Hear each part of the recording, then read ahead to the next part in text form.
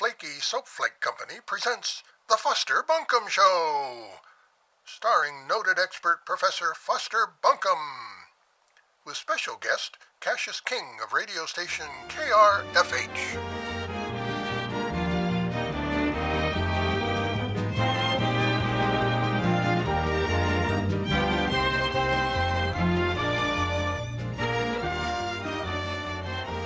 Folks, do you suffer from dry, itchy skin? Maybe it's the harsh chemical soap that you're using. Flaky Soap Flakes provides a mild, bubbly cleansing action that will soothe and moisten your skin, and it can also soften and whiten your laundry, ensuring a day filled with tranquility and joy. Flaky Soap Flakes, available in the cleaning aisle of your favorite store. Try some today. And from the bubbly demeanor of the professor, I can tell that he bathed with Flaky Soap Flakes this morning and he's ready to start the show. So here he is, Professor Foster Bunkham.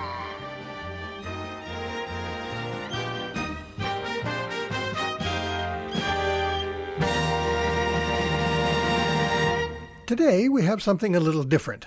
I was recently interviewed by Cassius King of radio KRFH in his studio. We chatted about Trinidad history. That's Trinidad, California. And here's that interview. All right, we are joined today by noted expert, Professor Foster Bunkham. Hello, Professor. How are you? Well, I'm fine, and thanks for having me on the show. Sure. So today we're talking about a particularly interesting story. What can you tell us about the Trinidad Lighthouse? Oh, well, it's a building on a big bluff with a light that shined to warn ships about nautical hazards and to act as a locator beacon. Yeah, I was more thinking about when it was established and its general history. Oh, okay. Let's see. Work first began on the lighthouse, I believe, in 1871 up on Trinidad Head. Over the course of that summer and fall, the tower and the keeper's dwelling were completed, and on December 1st, 1871, Keeper Jeremiah Kyler turned on the revolving lens for the first time. The oil lantern burned constantly from dusk to dawn, and the lens could easily throw its light out 20 miles or more to the horizon. So getting a lighthouse tower built that quickly is quite an accomplishment. Well, the light in the tower just stood 20 feet off the ground, so it wasn't a huge project. What? That doesn't sound like a normal lighthouse. But given the loftiness of its perch on a 175-high-foot cliff, they figured that a squat brick tower would probably do just fine. You know, Keeper Kyler faithfully stood watch over that light for 17 years. But the light wouldn't be very effective when it was foggy, and we get plenty of fog out here. Well, that's where the fog bell came into play.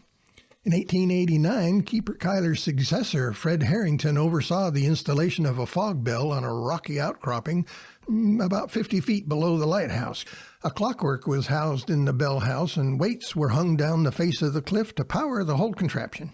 That sounds complicated. Well, the 4,000-pound bell was struck at regular intervals by a heavy hammer run by that clockwork mechanism. It was really very impressive. I should think so. The only problem was that the keeper had to wind the machinery every 2 hours. A second keeper was finally hired to help with the winding.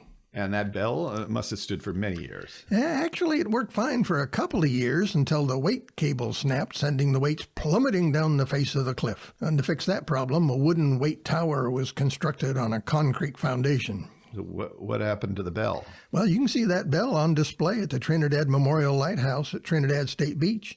You can also visit and go inside the original lighthouse on Trinidad Head on the first Saturday of each month, but check with the Trinidad Museum for hours. And finally, there's an unbelievable story about the light being extinguished by a wave? In 1914.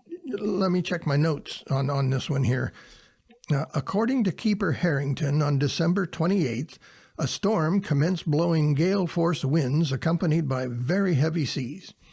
On December 31st, Keeper Harrington was in the lighthouse at 4:40 p.m. setting the lens in operation and wiping the lantern room windows when he observed a sea of what he called unusual height, approaching about 200 yards distant.